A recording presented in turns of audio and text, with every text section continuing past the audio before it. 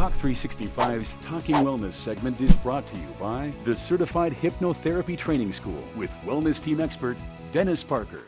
Hey everybody, welcome to Talk365's special Talking Wellness. Today I am up talking with Mr. Dennis Parker once again. Dennis, how are you? I'm good. How are you? I'm doing great. Good. So last time we were here, we pretty much dove in and defined what is hypnosis, what is hypnotherapy, and broke down how it works and why people should want to not only have hypnotherapy to better their life, but come to the school and learn how to do it, because then you learn how to better your life forever and others around you, and you really break it down and it really sinks in. But what I want to talk about today is all the different kinds of fields people are in that hypnotherapy can benefit, and primarily focus on sports and sales, because I think that's one thing out there that I have always known, that golfers, particularly with the yips, they will seek out hypnotherapy, or performers. Right. I know a lot of actresses or singers that have had hypnotherapy to be able to like sing out and reduce their anxieties and fears around performance. So with that, I've heard about that being successful before. It's kind of readily known, and I want to talk about why. Why does it work so well? Okay, well, there's several factors to it. The first one is when you mention performance anxiety. Mm-hmm. Anxiety, as people want to call it, anxiety or fear, or people give it different labels, worry, whatever. Those emotions are generally created naturally by having a negative expectation of the outcome. Okay. So if we think something's going to go poorly or go wrong for us, then normally the natural response to that is we're going to have some fear or anxiety. Mm-hmm. So a lot of that is about how do you change the expectation of the outcome in the mind in advance. Mm-hmm. And if somebody has past memories where they didn't perform well, so let's say in sports, for example, I worked with one LPGA player that every time she got on the 14th hole of this particular golf course, she always had this image in her mind that she was always going to slice it off to the right? Okay. So every time she let that former memory go through her mind, actually what happens is, people want to call it muscle memory, but I don't believe that actually exists. In my world, everything starts as a thought. Mm-hmm. So if you have the thought and the memory of doing that last time, and you let that same thought go through your mind just before you perform, that thought through the imagination is what sets the body up to do that same thing again. Wow. So when we teach people how to control their thought processes in those ways, and they can stay out of those former memories or restructure or reconfigure those memories in new ways, now they're not setting up to do the same old thing. They now have a new pattern and they can perform at a new level. Oh my goodness. So I'm immediately going to being a ballet major from the University of Utah. Really prestigious, great school, great education. Go U ballet department. But I always learned muscle memory was a thing, and it was so important that you develop the correct muscle memory, and I think it is to an extent, but where I know you are 100% right that there is something in that theory that just doesn't work. In studio, I could do 2 and 3 turns every time. I was a turner.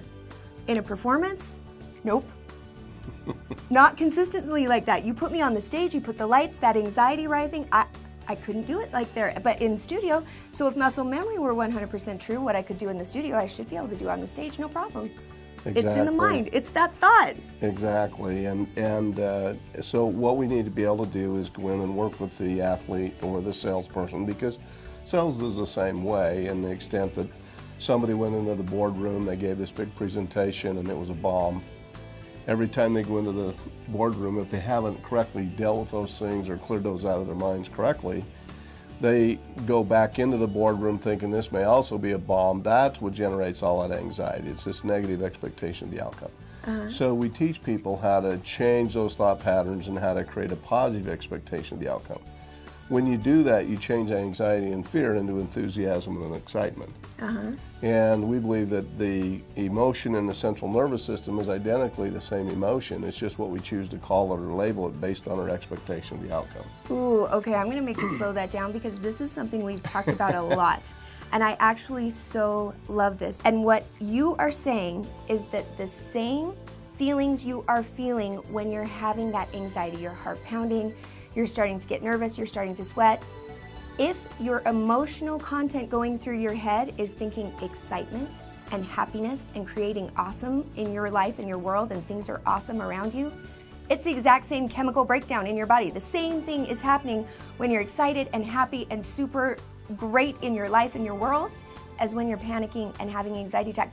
Only difference is your thought process, which is amazing because you change the thought, you change the experience. Yeah, well, the other thing that we do in hypnotherapy for sports performance is that people have in their subconscious mind, they have fixations of past experiences again that are still emotionally charged. Mm-hmm. So fixation is a memory that carries emotion with it. So when you think about it, you get angry still, or you get fearful, or you have some other reaction to the memory. And so just a quick story, I worked with one collegiate golfer who was preparing to go on the LPGA tour. And what her coach was telling me the problem was that every time she would hit the ball, her drives would be short, her iron shots were short, her putts were short, and they were accurate. She was always right on line, she was on target, she was getting all of the fundamentals accurate, but as far as her distance went, she never had the distance. So we did the session, and through these processes we can go back into the mind and actually trace the emotion back to the thought process that's actually creating the problem. Mm-hmm. And in her thought processes, she had two experiences in her youth that had actually set her up for this problem. One of them is her father was a big golfer and wanted her to be a major golfer and started her out very young, 3 or 4 years old. But she had this memory of being in the house, and her father was teaching her how to golf as a 4-year-old. Mm-hmm. And he told her, now swing at it, honey, and hit this ball. And she took this hard swing as hard as she could. The club came back over her head, and her father was behind her coaching her. She caught him in the side of the head and cut him all the way along his head. Oh no. Yeah, and he started bleeding profusely. If you ever seen head wounds. Oh, they're terrifying. Yeah. So he was there alone with her, and she remembers him putting a towel on his head and driving down the hospital. And so she had these two reinforcements that if I give something everything I've got, somebody's going to get hurt. And that was the subconscious belief that was holding her back and never allowing her to take full swings and get the full distance out of everything that she needed.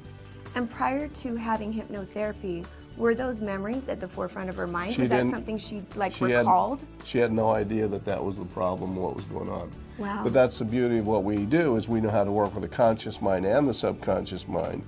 And certain levels of hypnosis or trance, pondering we call it, give us access to the conscious and the subconscious mind at one and the same time. So the person can finally consciously know what it is that's really bothering them down here.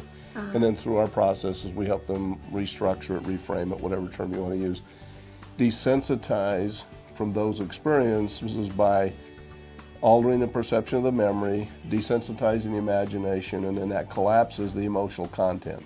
Now the anxiety, the fear of giving it all all she has again is gone. Mm-hmm. And now she's hitting all of her distance as well as her accuracy, and her game is vastly improved. You have discovered how the imagination works. Right. Over the course of this isn't something that everybody who is practicing clinical hypnotherapy understands. This is exclusive to Dennis Parker, this ability to learn how to control the imagination, how it relates to your emotions, and how then if you have control of it, you can change your behaviors. You can get rid of the yips, you can not have anxiety, you can feel excitement. You learn how to do that on your own without the need of a therapist helping you through it. This is just his thing, which is why I'm here, because I want people to understand what a gift you are to us and what a gift the school is and what a huge opportunity it is to get in here and take this class, because I know you have budgets out there. Everybody out there right now probably has something set aside to do some kind of continual education in the field you're in, or just personally you want to do something that would be inspiring, go and take one of those lectures or something like that, or you've got money set aside that you're going to therapy to better your life that way. I'm saying come here, take the school.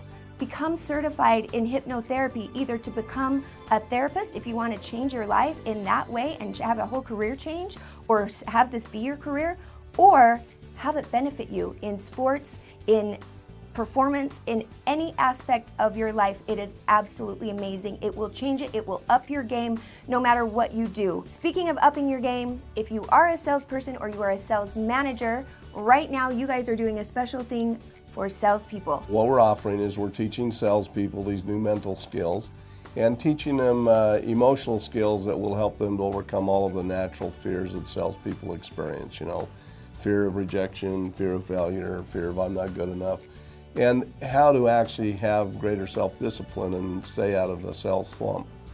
So salespeople have rejection all day long. How do you recover from that instantly and keep going and do your best on every new sales call? So it's very powerful. It really has helped me in my career. And just so people know, I was a sales manager for 30 years and managed a sales force of over 100 salespeople in a 3-state area. And this is an area that I'm very familiar with and have used these processes with for many years.